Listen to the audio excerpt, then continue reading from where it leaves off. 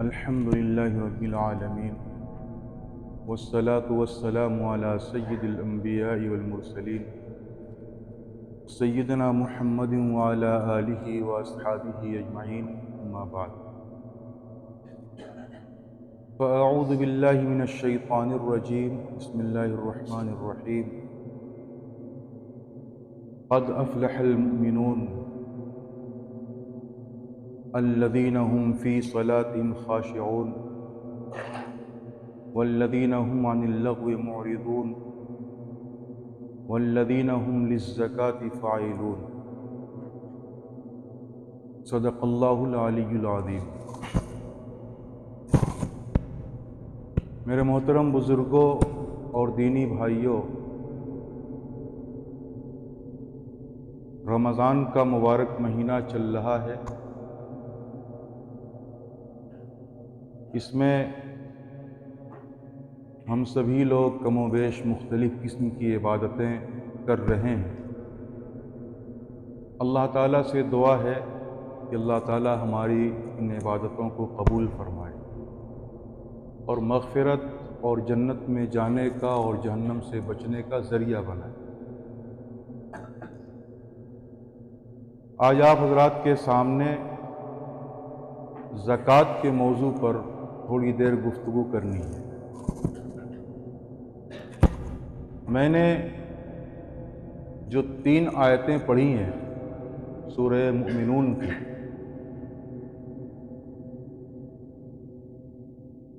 ان 3 آیتوں میں اللہ تعالیٰ نے فلاح پانے والے مومنوں کی صفات کا تذکرہ فرمایا ہے۔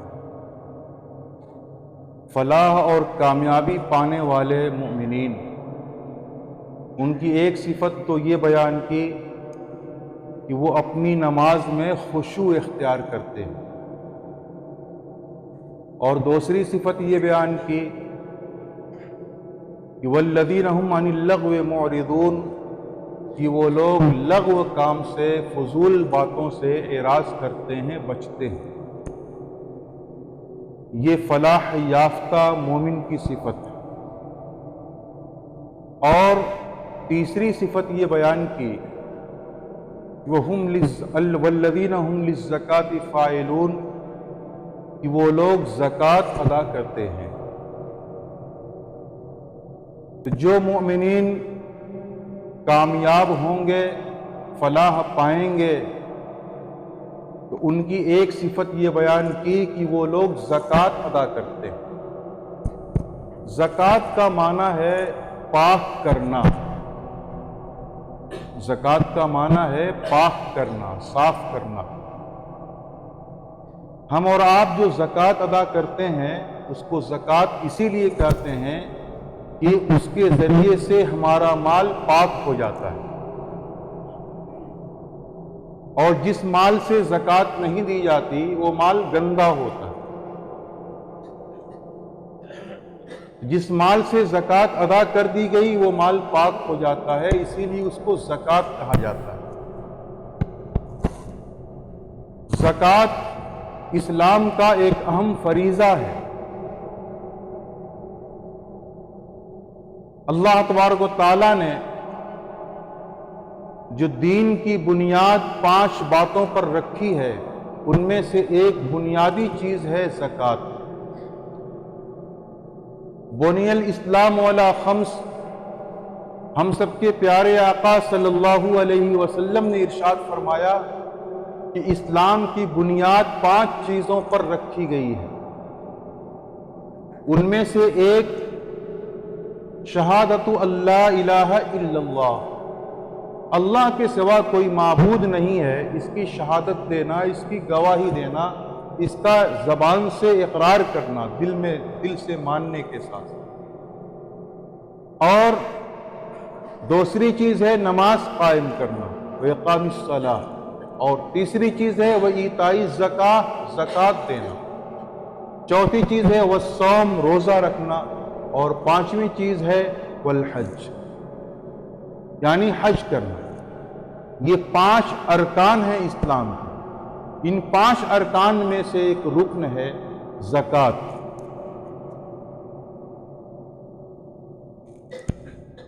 زکات دینے والا، زکات دینا یہ فلاح یافتہ، کامیابی پانے والا مومن، اس کی صفت ہے۔ زکات دینے پر بہت سارے فوائد ہیں۔ سب سے بڑا فائدہ تو یہ ہے کہ زکات کے ذریعے سے اللہ تعالیٰ کے حکم کی تعمیل ہوتی ہے۔ اصل فائدہ تو یہ ہے کہ اللہ تعالیٰ نے قرآن کریم میں متعدد جگہوں پر فرمایا ہے کہ اقیموا الصلاۃ وآتوا الزکاۃ، نماز کے ساتھ زکات کا ذکر فرمایا، زکات ادا کرنے کا حکم دیا۔ تو سب سے بنیادی بات یہ ہے کہ زکات کی ادائیگی کے ذریعے سے اللہ تعالیٰ کے حکم کی تعمیل ہوتی ہے۔ اس کے علاوہ زکات کے دوسرے بہت سے فائدے ہیں۔ ایک فائدہ یہ ہے کہ زکات کے ذریعے سے ہمارے مال کے اندر جو مال بچ جاتا ہے زکات دینے کے بعد، اس کے اندر خیر و برکت آتی ہے، وہ مال پاک اور صاف ہو جاتا ہے۔ اور دوسرا فائدہ یہ ہے کہ بہت سارے غریب، مسکین، فقیر، ان کا کام چل جاتا ہے۔ یہ حقیقت ہے کہ اگر مسلمان صحیح طور پہ زکات نکالیں اور صحیح مصرف میں خرچ کریں تو غربت کا خاتمہ ہو جائے گا۔ اتنے سارے بھکاری جو مسلمان پائے جاتے ہیں وہ نہیں پائے جاتے، لیکن جو لوگ زکات نکالتے ہیں تو صحیح مصرف میں خرچ نہیں کرتے۔ کتنے تو ایسے ہیں جو زکات جانتے ہی نہیں، وہ یہ سمجھتے ہیں کہ پورے سال ہم 100، 200، 400، 500 ادھر ادھر جو خرچ کرتے ہیں، کبھی مسجد پہ، کبھی مدرسے پہ، کبھی کسی غریب پہ، اتنا مال خرچ ہوتا ہے، یہ زکات اسی میں ہو گئی۔ میرے بھائیوں، زکات اس میں نہیں ہے۔ زکات الگ سے ادا کرنی ضروری ہے، زکات کی نیت سے، تب جا کر کے زکات ادا ہو۔ کتنے ایسے ہیں جو زکات کا حساب نہیں کرتے، بس ایک تخمینہ اور اندازے سے زکات نکال دیتے ہیں۔ تو اگر زکات صحیح طور پہ نکالی جائے اور صحیح مد میں، صحیح مصرف میں خرچ کی جائے تو غربت کا خاتمہ ہو سکتا ہے، حالات بدل سکتے ہیں اس کے ذریعے سے۔ لیکن افسوس یہ ہے کہ صحیح طور پہ زکات نکلتی نہیں اور صحیح مصرف میں خرچ نہیں ہو پاتی۔ غریبوں اور مسکینوں تک جو زکات پہنچنی چاہیے نہیں پہنچ پاتی۔ بہرحال یہ زکات اللہ تعالیٰ کا ایک ایسا فریضہ ہے جو ہمارے اوپر عائد ہے، جو ہر شخص پر فریضہ یہ عائد نہیں ہے، بلکہ اس کے لیے شرط ہے کہ آدمی صاحب نصاب ہو۔ آج کے حساب سے 43,000 روپے کی مالیت ہو اس کے پاس، چاہے نقد کی صورت میں، چاہے زیور کی شکل میں، سونے چاندی کی شکل میں، تجارت کے مال کی شکل میں۔ اگر 43,000 روپے کی مالیت اس کے پاس ہے اور حاجات اصلیہ سے فاضل ہے، روزمرہ کھانے پینے پہننے کی جو ضرورتیں ہوتی ہیں ان ضرورتوں سے زائد ہے، تو ایسا شخص صاحب نصاب ہے۔ پھر اس مال کے اوپر جب سال گزر جائے گا تب جو ہے اس کے اوپر زکات کی ادائیگی فرض ہوتی ہے۔ 1 سال کا زمانہ گزرے گا، بہت سارے لوگوں کو یہ وہم ہوتا ہے، یہ خیال ہوتا ہے، وہ یہ سمجھتے ہیں کہ ہر مال کے اوپر سال گزرنا ضروری ہے۔ میرے بھائیوں، ایسا نہیں ہے، مسئلہ یاد رکھیں۔ اگر ایک آدمی صاحب نصاب ہو گیا، مان لیجیے رمضان کی 1 تاریخ کو صاحب نصاب ہو گیا، اس کے پاس 43,000 روپے کی مالیت ہے آج کے حساب سے۔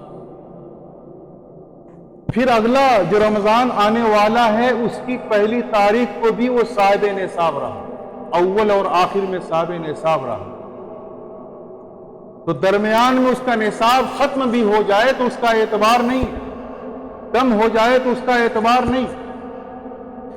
ہاں بالکل قلاش فقیر ہو گیا، سارا مال ختم ہو گیا تو اس کا تو مسئلہ الگ ہے، لیکن جو ہے نصاب میں کمی ہو گئی، مثلاً 43,000 روپیہ اس کے پاس تھا، صاحب نصاب بنا، پھر عید والے مہینے میں اب اس کے پاس 25,000 روپے ہیں، یہ نصاب سے کم ہو گئے، لیکن پھر جو اگلا رمضان آیا 1 تاریخ پھر صاحب نصاب ہے وہاں پر، وہ تو اس کو صاحب نصاب مانا جائے، اور اس کے پاس اب جو بھی مال آ رہا ہے سال کے بیچ میں، تو ہر مال پر آنے والے رمضان کی 1 تاریخ کو زکوٰۃ دینا ضروری ہوگا اس کے ساتھ۔ یہ نہیں کہہ سکتا مجھے تو شعبان کے مہینے میں میرے پاس 50,000 روپے آئے ہیں، ابھی سال نہیں گزرے ہیں، اس کے اوپر تو میں زکوٰۃ کیسے دوں؟ نہیں، صاحب نصاب ہے کہ جو بھی مال اس کے پاس آئے گا اس کی زکوٰۃ دینا اس کے اوپر ضروری ہے، فرض ہے۔ تو میں یہ بتا رہا تھا کہ ہر ایک کے اوپر زکوٰۃ نہیں ہے، زکوٰۃ صاحب نصاب پر، اور پھر بھی اس مال کے اوپر سال گزر جائے۔ میں نے کہا کہ 43,000 روپے اس کے پاس نقد ہوں، یا سونے کی شکل میں ہوں، یا چاندی کے زیور کی شکل میں ہوں، یا جو ہے تجارت کی مال کی شکل میں ہوں، بہرحال کسی بھی شکل میں ہو، یہ جو میں نے بتایا ہے ان میں سے، تو وہ صاحب نصاب ہوگا، اس کے اوپر زکوٰۃ فرض ہوگی جبکہ سال گزر جائے۔ اب جو ہے بہت سی طبیعتیں ایسی ہیں جو یہ سمجھتی ہیں کہ زکوٰۃ دینے کی وجہ سے مال میں کمی آ جاتی ہے، 1,00,000 روپے ہیں، 2.5% زکوٰۃ نکال دی تو 2,500 روپے نکل گئے، تو 97,500 روپے بچے۔ تو ہماری آنکھیں دیکھ رہی ہیں کہ ہمارا مال کم ہو گیا، لیکن ہم سب کے پیارے آقا جناب محمد رسول اللہ صلی اللہ علیہ وسلم ارشاد فرماتے ہیں کہ ما نقصت صدقۃ من مال، کہ صدقہ نے کسی مال کو کبھی کم نہیں کیا۔ ہماری اور آپ کی آنکھ دیکھ رہی ہے، کیلکولیٹر جوڑ رہا ہے کہ مال کم ہو گیا، لیکن ہم سب کے پیارے آقا جن کے اوپر ہم ایمان لے آئے ہیں اور جن کی ایک ایک بات کو ہم سچا جانتے اور مانتے ہیں، وہ یہ کہہ رہے ہیں کہ صدقے سے مال میں کمی نہیں آتی۔ چیلنج کے ساتھ یہ بات کہی جا سکتی ہے کہ آپ کوئی ایسی مثال نہیں پیش کر سکتے ہیں کہ جو صحیح طور پہ زکوٰۃ دے رہا ہو اور زکوٰۃ دینے کی وجہ سے مفلس ہو گیا ہو، فقیر ہو گیا ہو۔ آپ پوری دنیا میں مثال تلاش کریں، آپ کو نہیں ملے گی کہ زکوٰۃ دینے کی وجہ سے فقیر ہو گیا، مفلس ہو گیا۔ تو زکوٰۃ سے مال میں کمی نہیں آتی۔ دوسرے، جو زکوٰۃ دیتا ہے اللہ کے راستے میں خرچ کرتا رہتا ہے، تو ہم سب کے پیارے آقا نے فرمایا ہے کہ فرشتوں کی ایک جماعت ہے جو باقاعدہ دعا کرتی ہے، اللہم آت منفقا خلفا وممسکا تلفا، کہ اے اللہ جو خرچ کرنے والا ہے، جو خرچ کر رہا ہے زکوٰۃ میں، صدقہ فطر کی ادائیگی میں، قربانی میں، اور جہاں پر اللہ تعالیٰ نے مال خرچ کرنے کا حکم دیا ہے وہاں پر خرچ کر رہا ہے، آپ منفق کو خلف یعنی اس کا بدل عطا فرمائیں۔ وممسکا تلفا، اور جو اپنے مال کو کھینچ لے رہا ہے، خرچ نہیں کر رہا ہے، جوڑ کے رکھ رہا ہے، اے اللہ اس کے مال کو تلف برباد کر دیجیے۔ ظاہر سی بات ہے کہ ہم میں سے ہر شخص یہ چاہے گا کہ ہم فرشتوں کی دعا کا مستحق بنے، اس کی بد دعا کا مستحق نہ بنے۔ اگر یہ چاہتے ہیں تو ظاہر سی بات ہے کہ زکوٰۃ ادا کرنی ہوگی، اور جوڑ کے صحیح طور پہ ادا کرنی ہوگی۔ ایک دکاندار ہے، دکان میں بہت سارے سامان رکھے ہوئے ہیں، ہر سامان کی الگ الگ قیمت لگانا یہ ذرا مشکل ہوتا ہے۔ اس کا آسان طریقہ یہ ہوتا ہے کہ پوری دکان کے اندر جو سامان ہے تو اس کا اندازہ لگایا جائے، صحیح اندازہ امانتداری کے ساتھ، یہ مال کتنے کا ہوگا، یعنی کتنے کا یہ مال فروخت ہو جائے گا۔ جتنے کا مال فروخت ہو جائے، جتنا آئے اسی میں سے 2.5% زکوٰۃ نکال دی جائے۔ اس کے لیے سہولت ہے، آسان ہے، اس انداز سے کیا جائے تو۔ اسی طریقے سے زکوٰۃ کی ادائیگی اس شخص پر بھی واجب اور ضروری ہوتی ہے جو تجارت کی نیت سے مکان خریدتا ہے، کوئی بھی سامان خریدتا ہے، نیت فروخت کرنے کی ہے کہ نفع ملے گا میں اس سامان کو بیچ دوں گا۔ کوئی سامان خرید رہا ہے، پاور لوم خرید رہا ہے، انٹا مشین خرید رہا ہے، کوئی زمین خرید رہا ہے، کھیت خرید رہا ہے، اور اس کی نیت کیا ہے؟ فروخت کرنے کی ہے، تو اس کے اوپر بھی زکوٰۃ واجب اور ضروری ہو۔ اور زمین خرید رہا ہے کھیتی کرنے کے لیے، مثال کے طور پر لوم خرید رہا ہے چلا کر کے اس سے کچھ روپے حاصل کرنے کے لیے، مکان خرید رہا ہے کسی کو کرائے پر دے کر کے کرایہ وصولنے کے لیے، آمدنی کا ذریعہ اس کی انداز سے بنانے کی نیت سے خرید رہا ہے، اس پر زکوٰۃ نہیں۔ لیکن خرید رہا ہے زمین کو بیچنے کے لیے، یا اور کوئی سامان خرید رہا ہے بیچنے کی غرض سے، اس پر بھی زکوٰۃ فرض ہوتی ہے۔ یہ مسائل ہیں لیکن لوگ مسائل جانتے نہیں۔ اسی طریقے سے وقت چونکہ بہت قلیل ہے، اس میں باتیں بہت ساری نہیں آ پاتی ہیں، ہم زکوٰۃ کی رقم جو ہے اس کو کس کو دے سکتے ہیں؟ دیکھیے، ایک بیوی اپنے شوہر کو نہیں دے سکتی اور شوہر بیوی کو نہیں دے سکتا زکوٰۃ کی رقم۔ ایسے ہی ایک آدمی اپنے باپ کو، دادا کو، پردادا کو، اپنی ماں کو، دادی کو، پردادی کو، ان کو تو نہیں دے سکتا۔ اسی طرح ایک آدمی اپنے بیٹے کو، پوتے کو، پوتی کو، بیٹی کو، ان کو نہیں دے سکتا۔ زواج اور ولادت کا تعلق جہاں پر ہے ان کو زکوٰۃ نہیں دے سکتا ہے۔ اس کے علاوہ ایک آدمی اپنی بہن کو زکوٰۃ دے سکتا ہے، اپنے بھائی کو زکوٰۃ دے سکتا ہے، چچا کو زکوٰۃ دے سکتا ہے، اپنے ماموں کو زکوٰۃ دے سکتا ہے، اپنی خالہ کو دے سکتا ہے، پھوپھی کو دے سکتا ہے۔ بلکہ ہونا یہی چاہیے کہ سب سے پہلے اپنے رشتہ داروں میں دیکھنا چاہیے کون زکوٰۃ کا مستحق ہے، کون مدد کا مستحق ہے، تو سب سے پہلے اس کو دینا چاہیے۔ اس کو دینے میں ثواب ڈبل ملتا ہے، ایک تو زکوٰۃ کی ادائیگی کا اور دوسرے صلہ رحمی کا۔ پھر اس کے بعد اپنے محلے میں، آس پاس میں دیکھنا چاہیے کون زکوٰۃ کا مستحق ہے، اس کو دینا چاہیے۔ مدارس کے لوگ آتے ہیں زکوٰۃ وصول کرنے کے لیے، سفرا، ان کو پریشان نہیں کرنا چاہیے۔ اگر آپ کی تحقیق کے مطابق وہاں زکوٰۃ لگ رہی ہے تو ان کو زکوٰۃ دے دینا چاہیے، بار بار دوڑانا نہیں چاہیے۔ بہت سے لوگوں کی عادت ہے کہ کوئی نظام ایسا بناتے نہیں، ہوتے نہیں گھر پہ، اور جب سفیر پہنچتا ہے معلوم ہے کہ ابو نہیں ہے، واپس آ جاتا ہے، پھر دوبارہ گیا، ابو نہیں ہے۔ کئی بار 10-10 روپے کے لیے ایک گھر پہ جانا پڑتا ہے۔ میں چندہ چونکہ کر چکا ہوں اس لیے میں اچھی طرح جانتا ہوں۔ 10 روپیہ چندہ ہے، 20 روپیہ چندہ ہے، 3 بار جانے کے بعد چندہ ملتا ہے۔ اگر آپ اللہ کے لیے دے رہے ہیں، اللہ کو خوش کرنے کے لیے دے رہے ہیں، اس اللہ کے بندے کو آپ پریشان نہ کریں۔ وہ اللہ کا بندہ سفیر جو آپ کے یہاں پہنچ رہا ہے اپنی جیب میں رکھنے کے لیے نہیں، بلکہ وہ مدرسے کے لیے اور اللہ کے لیے وصول کر رہا ہے۔ اس لیے اس میں جو ہماری کوتاہیاں ہیں وہ نہیں ہونی چاہیے۔ بہرحال تو میں نے بتایا جو مسائل، وہ مسائل ذہن میں رکھیں۔ اب کس کے پاس کتنا ہے، کچھ سونا کا زیور ہے، کچھ چاندی کا زیور ہے، کچھ نقد روپے ہیں، سب کو ملا کر کے دیکھا جائے گا کہ 43,000 روپے کی مالیت کو پہنچ رہا ہے کہ نہیں پہنچ رہا ہے۔ پہنچ رہا ہے تو صاحب نصاب ہے اور اس کے اوپر زکوٰۃ فرض ہوگی، بشرطے کہ حولان حول ہو جائے۔ بہرحال یہ چند باتیں جو ذہن میں آئی مختصر سے وقت میں آپ سامنے رکھی گئی۔ اللہ تعالیٰ سے دعا ہے کہ اللہ تعالیٰ ہم سب لوگوں کو صحیح طور پہ زکوٰۃ کی ادائیگی کی توفیق عطا فرمائے۔